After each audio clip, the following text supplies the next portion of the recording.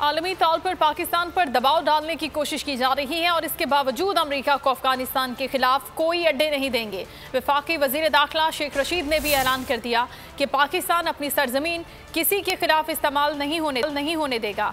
Police, फौज और हसास इदारे हर किस्म के चैलेंज से निपटने के लिए तैयार हैं। इस्लामाबाद को महफूज बनाने के लिए इकदाम कर रहे हैं, जबकि अफगान बॉर्डर की 88% फेंसिंग कर दी गई है। एक बयान में उनका कहना था कि 4 या 5 जुलाई को इस्लामाबाद में 1122 का इजरा करने जा रहे हैं। 30 तारीख को बजट कामयाबी से पास होगा।